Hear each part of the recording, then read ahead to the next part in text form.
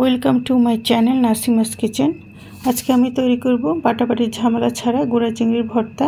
গুঁড়া চিংড়ির ভর্তা তৈরি করতে আমার যা যা লাগছে, চুচু 1 কাপ গুঁড়ো চিংড়ি নিয়েছি, এগুলো বেছে ধুয়ে পানি ঝরিয়ে নিয়েছি। পেঁয়াজ কুচি 1/2 কাপ, কাঁচামরিচ 10-12টা, রসুন কোয়া 4-5টা কুচি করে নিয়েছি, লবণ স্বাদ মতো, কিছুটা ফ্রেশ ধনিয়া পাতা, আর লাগছে সরিষার তেল।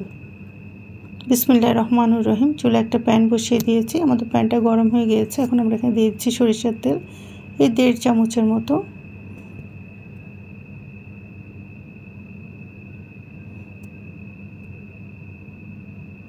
এখন আমরা এখানে তেলটা আমাদের গরম হয়ে গিয়েছে, এখন আমরা এখানে দিয়ে দিচ্ছি গুঁড়া চিংড়িগুলো। এগুলো শুধু বেছে ধুয়ে নিলে হবে, এগুলো তো কাটাকাটির কোনো ঝামেলা নেই।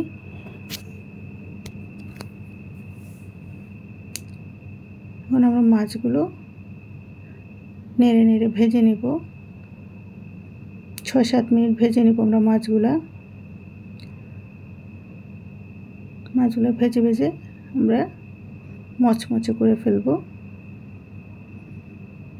আস্তে আস্তে।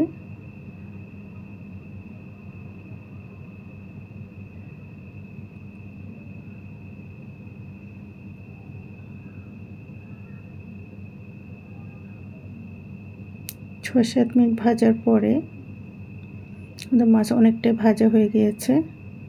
এখন আমরা মাছটা ভাজতে থাকছি, আর এদিকে আমরা কাঁচামরিচগুলো কেটে নিচ্ছি।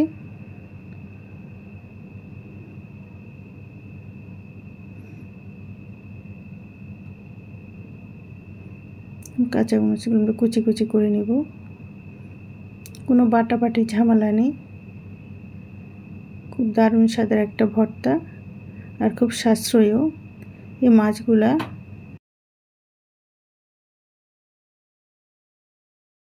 ভাজা ভাজা হয়ে গিয়েছে।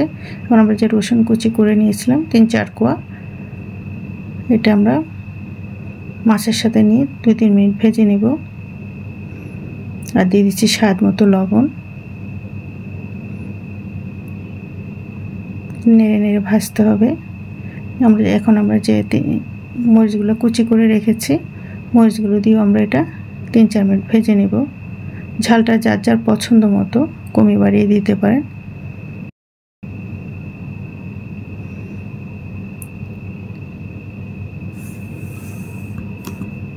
মরিচ রসুন আমরা 3-4 মিনিট ভাজার পরে আমরা পেঁয়াজ কুচিটা অ্যাড করে দিচ্ছি, এখানে 1/2 কাপ। এটা আমরা 2-3 মিনিট ভাজবো। এখন এটা 2-3 মিনিট ভাজতে ভাজতে আমরা এখানে ফ্রেশ ধনিয়া পাতাটা কুচি করে নিচ্ছি।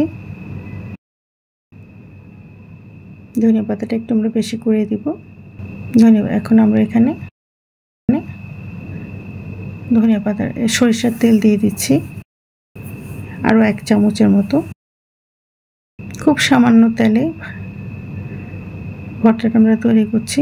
এই শেষের দিকে সরষের তেলে ভর্তাটায় সরষের তেলে একটা দারুণ অ্যারোমা থাকবে, খাওয়ার সময় খুবই ভালো লাগবে। এখন আমরা ধনে পাতাটা অ্যাড করে দিচ্ছি, এটা নেড়ে চেড়ে 2-3 মিনিট আমরা এটা একটু সটে করে নিচ্ছি। আর লবণটা চেক করে সামান্য একটু লবণ দিয়ে দিলাম। আমাদের ভর্তা রেডি টু সার্ভ।